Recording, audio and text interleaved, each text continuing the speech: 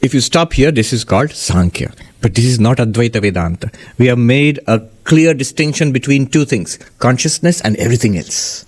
Awareness and everything else. Now the great question arises, what is the relationship between you, the awareness, and everything else, including this body? So it's not you. Is it something separate, independent? That's what are we trying to say that? Or what is the relationship of the object to consciousness? What is the relationship of the many to the one? What is the relationship of the other to you? What is the relationship of the object to the subject? All of these are the same question. If you say, so now we'll see what are the answers. We will go through a 4-step process, and then the 4th step will be broken into 7 steps, and the 7th step will again be broken into 5 more steps, and so on. So don't worry. It's a thrilling journey. Let's dive right into it. In the Aparoksha Anubhuti, if you remember, Shankaracharya, in the middle of the text, after showing that you are not the body and you are not the mind, and then he says, I was pulling a fast one on you. It's not that body, mind, material universe are different from you, the awareness. Swami Brahmananda says, show me the line of demarcation between matter and spirit. Show me the line of demarcation between matter and spirit. Then why did you separate? Why did you go through all this trouble? Half the lecture is over and you did, I'm not the body, not the mind, not this, not that. Why did you do that? In order to see that I am awareness, in order to see that I am consciousness, I must first come to see that I am not this little slice of the universe called body-mind. See, what do we normally do? Instinctively. Here is this universe. Like Swami Virajanandaji, we don't say that I am all of it or none of it. We say I am this much and not that much. And then samsara starts. I and the other, subject and object come into play. In order to short-circuit that process, we must first see this body-mind which I identified myself with, I am not this also. I am the witness of this. I am the consciousness aware of this body and mind. So, now the question arises, I am awareness. And everything in this universe, world and this body and mind, everything is presented to me. I experience it in awareness, presented to me, in me. Now, what is the connection between awareness? I'm using the words awareness, consciousness interchangeably. None of them quite fit the concept which you find in Vedanta or in the different Indian philosophies. The precise words used in Indian philosophy, there are a number of words, but there is no analogous word, no equivalent word in English.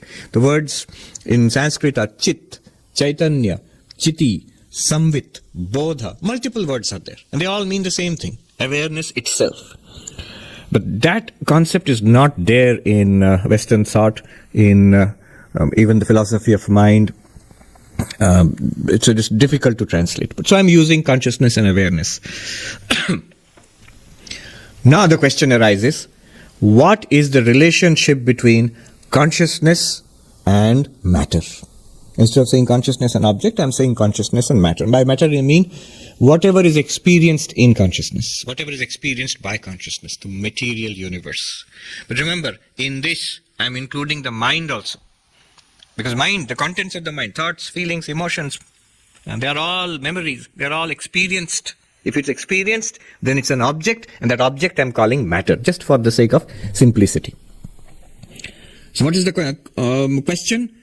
Deepest question of philosophy. That what is the relationship between consciousness and matter, between consciousness and the object, between the one and the many? 4 broad approaches are there. The first approach is consciousness emerges out of matter. Who says this? It's the materialist who says this. And this is what we have studied in science. Our modern mainstream science says this. Matter and energy, time and space are fundamental. And maybe they started with the Big Bang, who knows.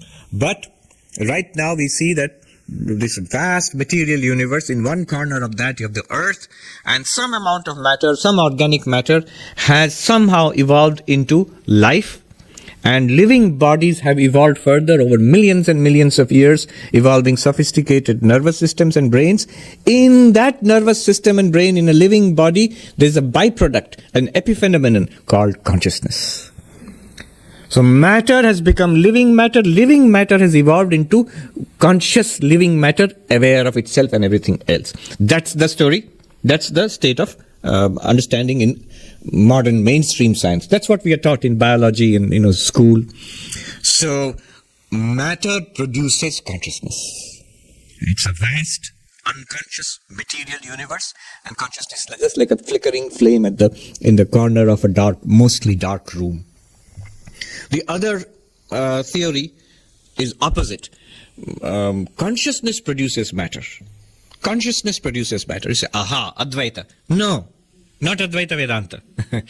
This is the theory that is propounded by the theistic religions of the world, the dualistic theistic religions of the world. All the religions, all the theologies which believe in the existence of God. They say that there is this omnipresent, omniscient, omnipotent deity. And one characteristic of God in all the theistic religions is that God is the creator of the universe. In all the Hindu systems of thought, the theistic systems of thought, God is the creator, preserver, and destroyer of the universe. That from which the universe emerges, in which it is sustained, into which it disappears. And that's basically the idea in all the major theistic traditions of the world. Now the question is, this God, is it a conscious God or an unconscious God? Everybody will say God is conscious, of course. It's a conscious deity. And in fact, must be always conscious, doesn't even sleep probably. Though in Hinduism, God does sleep. That is the destruction of the universe, when God takes a nap. So, God is a conscious being. After all, when you say omniscient, all-knowing, that sort of implies there is consciousness there. So from consciousness, a material universe emerges, it is created. That's the second approach. First approach, matter creates consciousness. Second approach, consciousness, God, creates the material universe. Third approach, neither create the other. Both exist eternally and they interact with each other. Consciousness and matter. This should remind you of the Sankhyan Prakriti Purusha dualism. Sankhya philosophy of Kapila or Patanjali's yoga philosophy. Prakriti Purusha dualism. Prakriti is all of nature. All of this, whatever you see. All matter, energy, time, space, it's Prakriti, nature. Prakriti literally means nature. And there is consciousness, not a product of Prakriti, not being produced in brains. It exists fundamentally and interacts with Prakriti. Pretty close to what panpsychist theories are now being propounded by David Chalmers and some others. Either David Chalmers' panpsychism or Tononi's this fundamental consciousness. Consciousness is all-pervasive and ubiquitous in nature. These ideas now, amazingly, at this time, in the early 21st century, are being propounded by a few. Huffman, Bernardo Kastrup, David Chalmers, Tononi. They are all saying different versions of the same thing. The consciousness is fundamental, not reducible to matter. I remember seeing a huge collection of scientific papers called The Irreducible Mind. See, they are not making a distinction between mind and consciousness, but at least they are seeing that mind cannot be reduced directly to brain processes. So the irreducible mind, and full of different papers. I remember one paper there which talked about pure consciousness. I was very interested. I saw the paper, an academic paper. But the title itself gave the whole game away. Pure consciousness events. The moment you say events, it's a red light for an Advaitin. Event is something that begins and ends. Event is something that's limited. It's here and not there. It starts now and ends then. Each event is different from the other event. So pure consciousness is not something that begins and ends. Pure consciousness is not something that is experienced now and not experienced then. Pure consciousness is not something that's here and not there. Not that it's different here and different there. So anyway, irreducible mind. We are saying irreducible consciousness. That is the third theory. To give you context, what are we talking about here? It's easy to forget what's going on here. We are talking about what is the relationship. I am awareness and I'm aware of this universe and body. So what is the relationship between me, the awareness, and this entire universe and body? What is the relationship between consciousness and matter? And we have gone through first theory, second theory, and our third theory. Consciousness and matter are parallel. They interact with each other. Consciousness was not born out of matter, nor was matter born out of consciousness. And the fourth, there are other theories also, but the fourth one is what we are interested in, is the Advaita idea. The Advaita idea is not that matter created consciousness, not that consciousness created matter, not even that there are two realities which are interacting like in Sankhya or Panpsychism, but that matter is an appearance in consciousness. Matter is an appearance in consciousness. Nivedita once said to Swami Vivekananda, can I conceive of Kali as the dream of Shiva? And Vivekananda thought for a moment and then he laughed and said, well, you can understand it in your own way. So, matter is like the dream of consciousness. Matter is an appearance in consciousness. And it's not something very, radical or difficult to grasp. That's how we live life, basically. Isn't it? If you think of yourself as awareness, then everything else is appearing in you. Everything else. What you see is appearing in you. What you hear is appearing in you. What you smell, taste, touch is appearing in you. Your thoughts, ideas, they are appearing in you. And if you think that, no, they are not appearances, they are all out there, that's also a thought appearing in you. In you, the awareness. So whatever we experience, even the doubts about this theory, that's also an appearance in awareness. Shankaracharya says, Ya eva tasya nirakarta tasyaiva atmasa. Whoever denies this theory, that is the very consciousness of that person in which you are denying this understanding. Without this, neither affirmation nor denial is possible. So, the entirety of this universe is an appearance in consciousness. How do we understand this even further? Let me go through the 7-step reduction. It's something just I heard from the present Shankaracharya of Puri, Nishchalananda Saraswati ji. He just threw it out in a couple of sentences. I will take a few more sentences than 2. 7 steps. 7 steps to do what? To take matter, to take this universe and reduce it to an appearance in consciousness and further. And all of this is to explain Ashtavakras. Either all of it is mine or none of it is. In order to explain that. 7 steps. Going from where? A solid, real world out there to consciousness only. So first, you start with the world as we understand it in common sense and let's say in at least not advanced quantum mechanics but school level science. A world out there independent of the subject, an objective world. The truth that there's an objective truth out there apart from the knowing subject. The very basis of science. Let's start with that. In Sanskrit, all of this, what I just said, is called Jagat, world. Jagat. Then the next step, second step. Remember, 7 steps. Second step is to reduce this world into matter, energy, time, space. Or in the old cosmology, the 5 elements. Space and air and fire and water and earth. Basically material constituents. All of this universe is constituted of fundamental matter and energy. And science has gone very far, very deep into it indeed, down to the quantum level, trying to understand what is this matter-energy continuum. And we are beginning to see that time, space, matter, energy are all tied up. They are part of one. It's not that time and space are like a fixed stage on which matter and energy are the characters and playing out the drama. No, it's one continuous thing. The stage and the actors are all part of the same thing. So that is the second step. In Sanskrit, Pancha Bhuta Vilasa, very poetic, the play of 5 elements. In Indian languages like Bengali or other Hindi, it sounds like the play of 5 ghosts. Basically, which is true. The 5 elements, the play of 5 elements. You go further. Third step. What are these 5 elements? What is matter? Old joke, never mind. What is mind? No matter. Anyway, silly. It is paradox. There's a name the ancients had for it. Maya. I'm reminded of Schopenhauer. His masterpiece, The World as Will and Idea. Schopenhauer, Arthur Schopenhauer. In the first chapter, he says that 4 volumes. Says what I'm going to write in these pages was best known to the ancient Hindus, and they called it Maya. The nature of whatever we experience, this world. Paradox. Maya appears as the five elements. Taittiriya Upanishad says, Tasmad Vaye Tasmad Atmana Akasha Sambhuta Akashad Vayu Vayor Agni Agner Apa Adbhyav Prithvi. From that one consciousness, within brackets, through Maya, appears space and air and fire and water and earth. Now one might say this is mystification. So far matter and energy we understand. Then now you are reducing it all to something Maya, paradox. What is this? This is mystification. You are quoting Upanishads, but quoting Upanishads is not going to convince us. We are modern people, 21st century. Well, let me give you 21st century quotes. This is from Rebecca Goldstein in her biography of Gödel.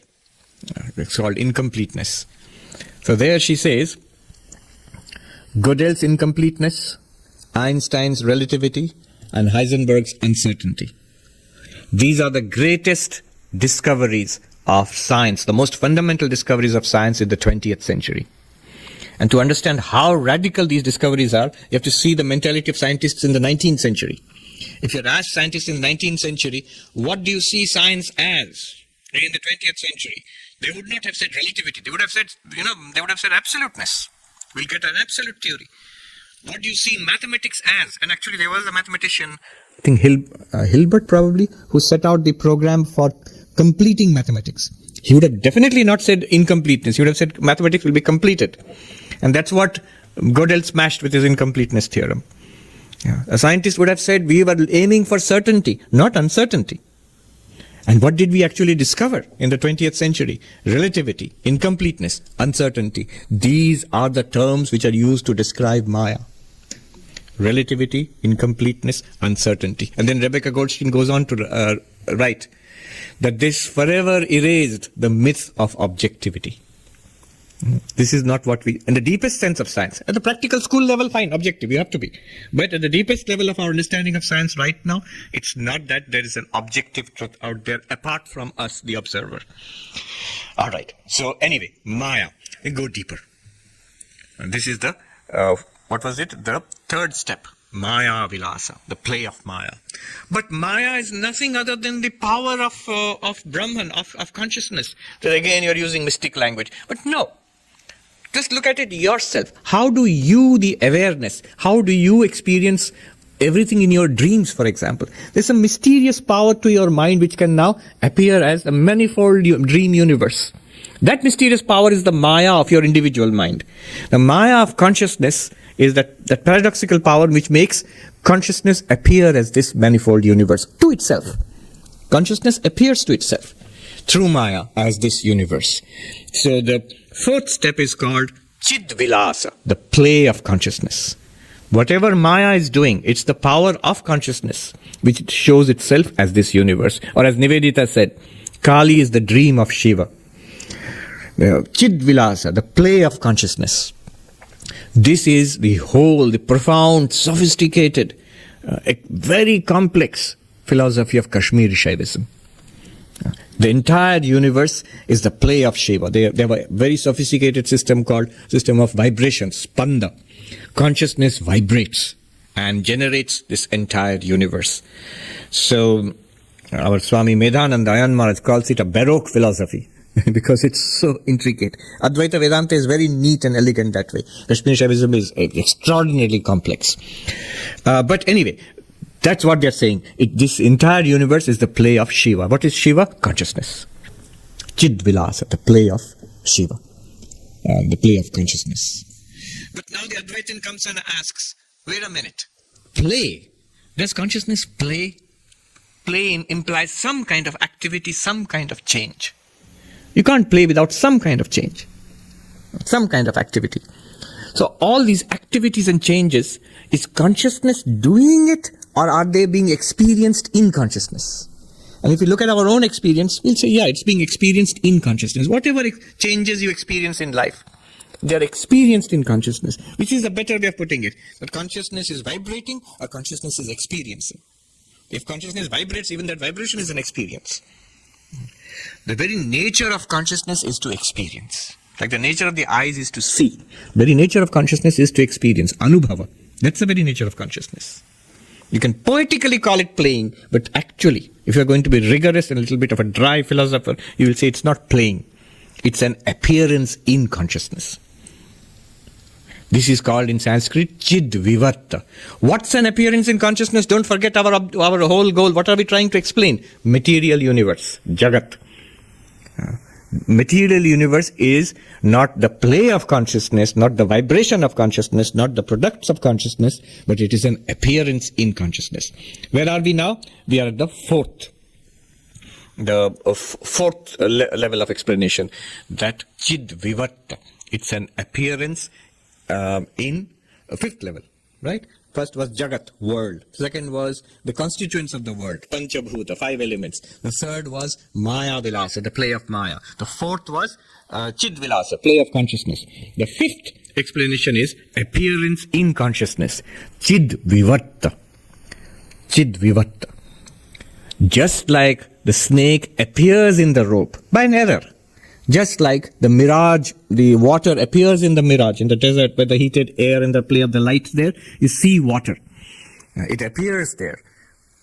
It's not that the desert and the light are playing around and creating water there. It's not that the rope is playing around and generating a snake. No. It appears there. It's an appearance there. This appearance is called Chid Vivarta. Chid Vivarta means the cause appears as the effect without being actually changed into the effect. It's not like a seed which is actually changed into a plant. It's not like the milk which is actually changed into yogurt, into curd.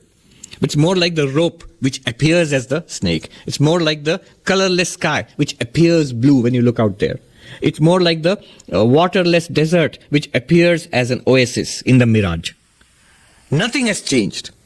It just looks like that. It just appears like that. One sadhu in Uttarakhand would say, this, sweeping his arms around the magnificent snow peaks and the rushing water of the Ganga, and say, "Ye sab dikhta hai Mahatma ji, hai nahi." All of this appears, oh monk, not there. It's not there. It appears in awareness. This is a very crucial theory in Advaita Vedanta. To understand Advaita Vedanta, you must understand this is a technical word for this. This is called adhyasa, superimposition. What is superimposition? It's a technical word again. It simply means taking one thing for another, taking something to be what it is not what it is not. Atasmin tad buddhi. What's not there, you think it's that. That's called superimposition, supervenience. There are new words in philosophy now. A very ancient word, Shankaracharya used it, adhyasa. In fact, he introduces his most monumental work, his commentary on the Brahma Sutras, with an essay, just 2-3 pages. And the essay is called Adhyasa Bhashya, the commentary on superimposition. He introduces the concept of adhyasa, superimposition there. I have mentioned it to you earlier also. One of the greatest philosophers I knew, Professor J.N. Mahanti, he told me once in the Institute of Culture in Kolkata, he said, of all the sacred and philosophical literatures of the East and the West which I have read, nothing comes close in profundity, in depth, to that first sentence of the Adhyasa Bhashya, where the concept of superimposition is introduced. So this is the fifth stage in the reduction of material universe to consciousness, that it's an appearance, it's a superimposition. Technical word, Adhyasa. The fifth stage is called Chid Vivarta, the appearance of consciousness. What is the appearance of consciousness? The world. That means this world which we are experiencing is an appearance of consciousness to consciousness. If I am consciousness, you are consciousness, then the world which you experience, all of this out there, is you. You are shining. When the world shines, it is you who are shining. Asta Bakra sings in a shloka after this. He says, Prakasham me nijam rupam. My very nature is light. Prakasham me nijam rupam. Natirikto asmi tataha. I am nothing more than light. Light shining, that's what I am. When I shine forth, when the universe shines forth, Yada prakashate vishvam tada aham bhasa evahi. When the universe shines forth, it is I alone who am shining. Light shining, that's all that exists, and I am that light. So this is the fifth stage, the stage of Chid Vivarta, appearance of consciousness. Technically, Adhyasa, superimposition. Then, the next step, we asked a question. Yes, rope is appearing by mistake as the snake. The desert is appearing as water. The sky is appearing as blue. But that snake, isn't all of it pervaded by the rope? That water, which looks, it's there, it's not water. Isn't it just sand? This colorless sky, the blue in the sky, isn't it all pervaded by the actually colorless sky? Sri Ramakrishna says, the water in the ocean looks dark, deep blue or black from a distance. When you go and take it in your hands, colorless. So isn't that colorless water actually pervading what seems to be the dark ocean or blue ocean? So the sixth step is called Chinmaya, pervaded by awareness, pervaded by consciousness. Fifth step was appearance. Question was, what is that appearance? What's it made of? It's pervaded by consciousness. It's nothing other than consciousness, pervaded by consciousness. But then the next question we ask is, what is this pervaded relationship? Is it like this room? It was dark and then we switched on the light and the light pervaded the room? Is it like this room and we lit an incense stick and the fragrance of the incense pervaded this room? Is it like that? That way? Or is it like the lectern and wood? Wood pervades this lectern, but what it means is every bit of this lectern is nothing but wood. Is it like the ocean, the waves in the ocean and water? Water pervades the waves means those waves are nothing but water. Every bit of it is water. What you touch there is water. Gold ornaments pervaded by gold means not that there's an ornament and any full gold into it. It's every bit of it is gold. Similarly, pervaded by consciousness means it is nothing but consciousness. The seventh step called Chinmatram, consciousness only. This entire universe is consciousness only. We started with what? Jagat, universe. Step 1. Step 2, Panchabhuta Vilasa, play of 5 elements. Step 3, the paradox of Maya, Maya Vilasa. And if you're skeptical at this step, as any modern thinker might be skeptical, I refer you to Rebecca Goldstein, who talks about the latest discoveries in science, not very different in tone at least from what the ancients were saying. Maya Vilasa, the play of Maya. Maya is nothing but that unique power of consciousness. So, Chid Vilasa, the play of consciousness. Then fifth, it's not the play of consciousness, it's an appearance. The universe is an appearance in consciousness. Chid Vivarta, consciousness without changing, appears as the universe. The concept of Adhyasa, superimposition, comes in here. The key concept for Advaita Vedanta. Then sixth, Chinmaya, pervaded by consciousness. And then finally, Chinmatra, consciousness only. Consciousness only. The entire universe is a dream-like presentation in consciousness.